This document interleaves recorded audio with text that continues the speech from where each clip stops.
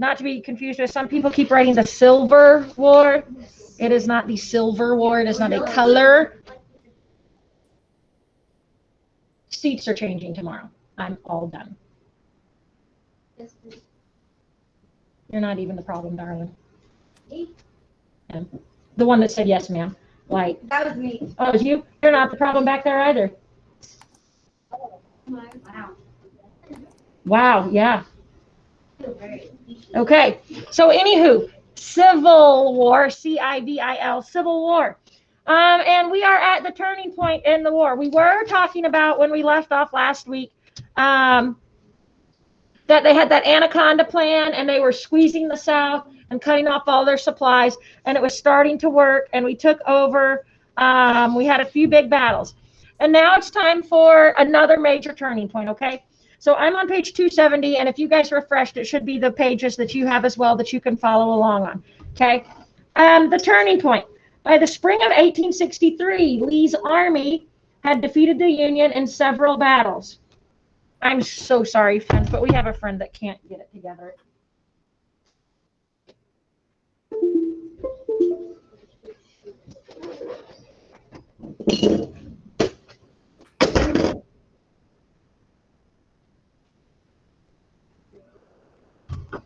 Okay, I apologize, friends. Okay, so Lee, which is a Confederate general, General Lee, had defeated the Union in several battles, including an important clash at Chancellorsville, Virginia.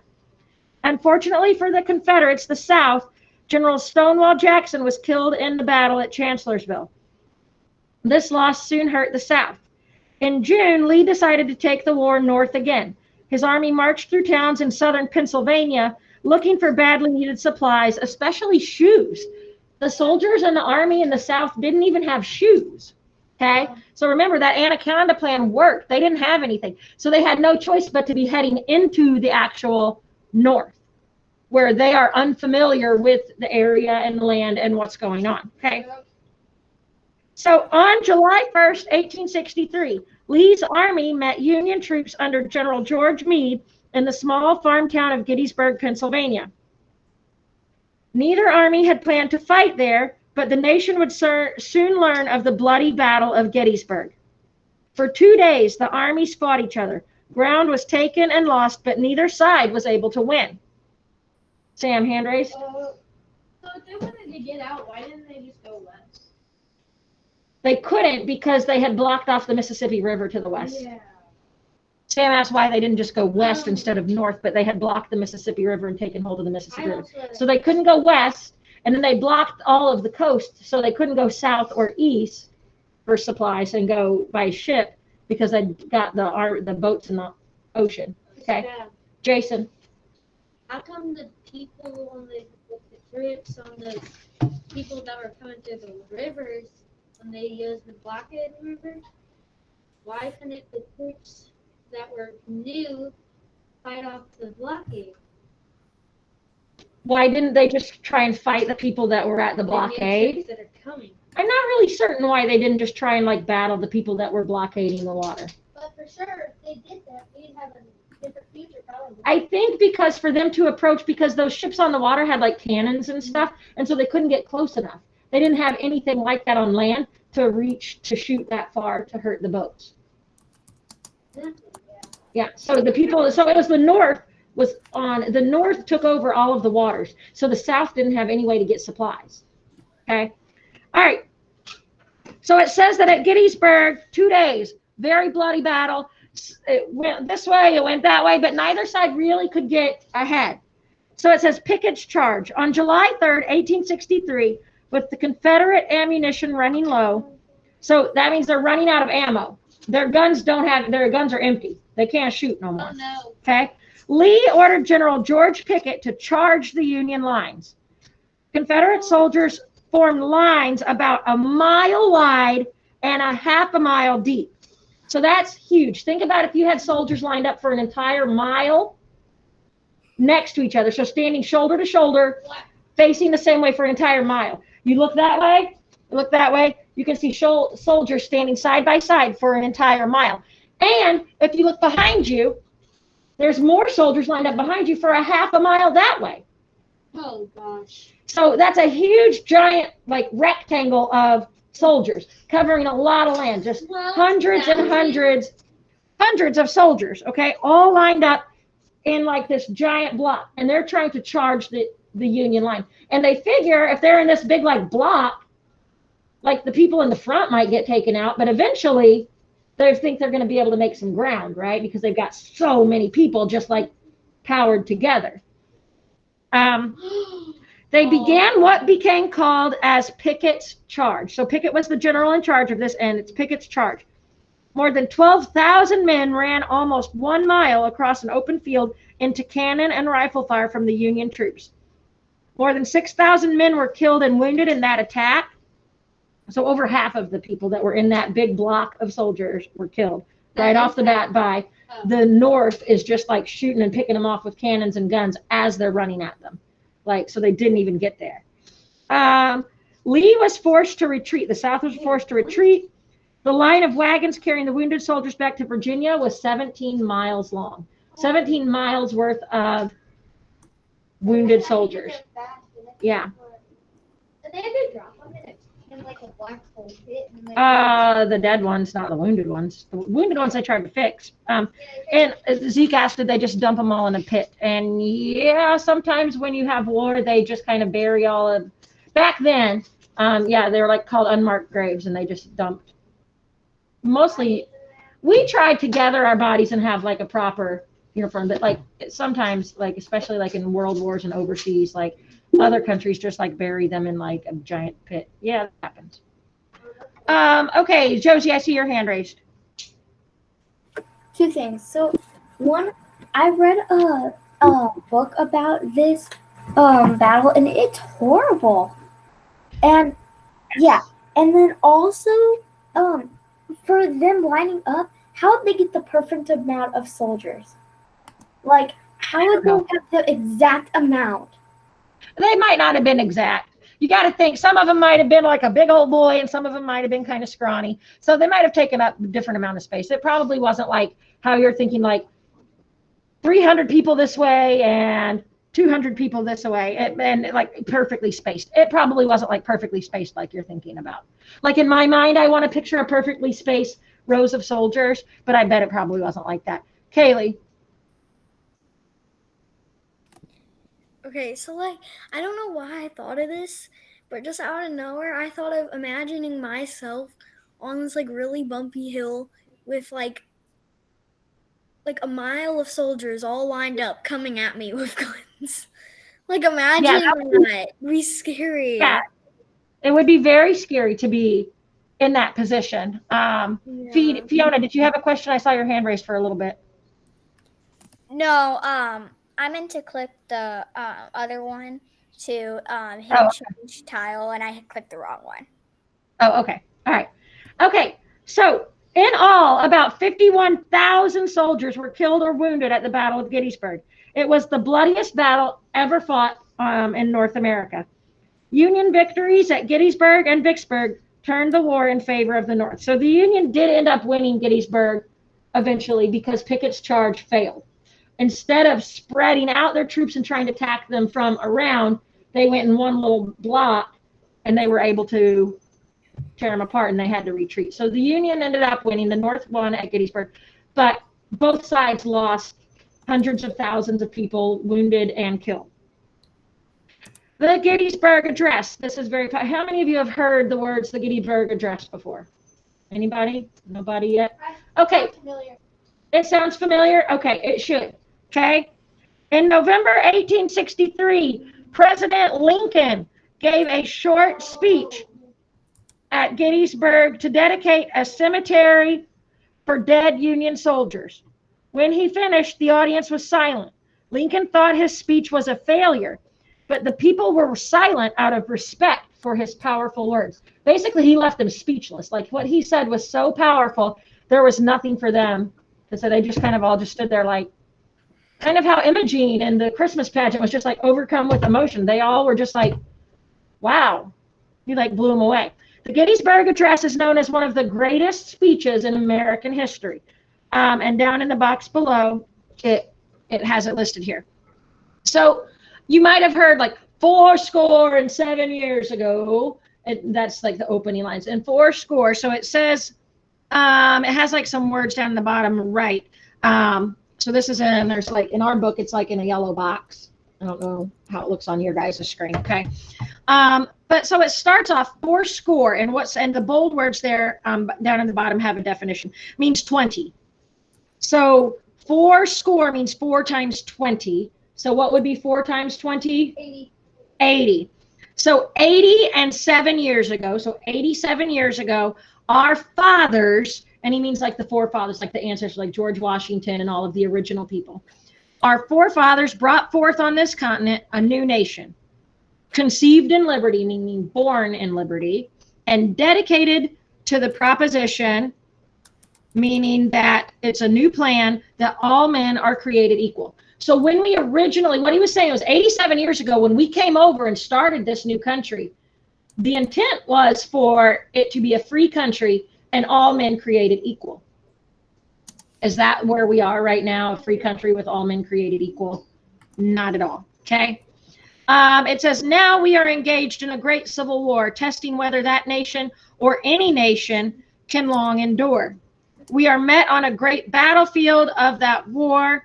We have come to dedicate a portion of that field as a final resting place for those who gave their lives that the nation might live. It is altogether fitting and proper that we should do this. So he's saying, so that battlefield where Gettysburg was fought, they took part of it and set it apart to be a cemetery for all the soldiers that died there, that gave their life to try and make the United States one again. Instead of being the North and the South, they were fighting to unify everybody and bring everybody back together and make sure that the slaves were free. So he's saying we owe it to those soldiers to have this land be a special cemetery for these soldiers. Riley. Mm-hmm. But in a larger sense, we cannot dedicate, we cannot consecrate, which means set it apart as holy. So they can't say it's holy ground. We cannot hallow this ground. Both of those mean holy. The brave men, living and dead, who struggled here have consecrated it far above our poor power to add or detract. So what he's saying is, it's not my place to say this is a special holy land. Because of the men died there, that act of them giving their lives is what makes it a special holy type place to be revered and not like, and to be remembered. So it wasn't because he's saying it needs to be a place to be remembered. He's saying it is going to be remembered because those men gave their lives there. He says, the world will little note nor long remember what I say here, but they can never forget what they did here. So saying, again, it's all about what those men did, not necessarily the speech that I'm giving. It is for us, the living, rather, to be dedicated here to the unfinished work which they who fought have nobly advanced. So meaning we're still here and we still have work to do to bring the nation together, okay? It is rather for us to be here dedicated to the great task that remains before us, that from these honored dead we take increased devotion for the cause that they gave the last full measure of devotion. So we owe it to them. They gave their lives. We owe it to them to keep going and keep trying to fix this so that they didn't die for no reason. We highly resolve that these dead shall not have died in vain, that this nation under God shall have a new birth of freedom, and that government of the people, by the people, for the people shall not perish from the earth. So saying, look, we still own our government. We still created this and we can fix it. And so that's basically what he was saying is we have to remember these soldiers and we have to carry on the good work. This nation was formed for a reason and we need to remember what that reason was. You're good. Okay. Basically saying that? Do what? Is the Pledge of Allegiance basically saying that? So Grayson asked, is the Pledge of Allegiance basically saying all that? Not necessarily what the Gettysburg Address is saying, but it is kind of reminding us why we are a nation and the reasons that we became a nation. Yes. Okay. Turning the page for us, the war effort. Hang on, pause. I've got another friend that Thank you for turning the page. All right, you're not. All right, okay. But make sure you're listening and paying attention, okay? During the Civil War, civilians of all ages contributed to the war effort on both sides. Factory workers made weapons, railroad workers transported troops and supplies, even children played a role. Young people worked in family shops and helped on farms. Boys as young as 11 joined the army to serve as buglers or drummers. That means some of y'all could have joined the Civil War. Men in their 60s and 70s signed up to fight, and others even lied about their age so that they could still fight. Women in the North and South supported the war effort in many ways. On the home front, women worked in factories or ran the family businesses while the men were fighting in the war.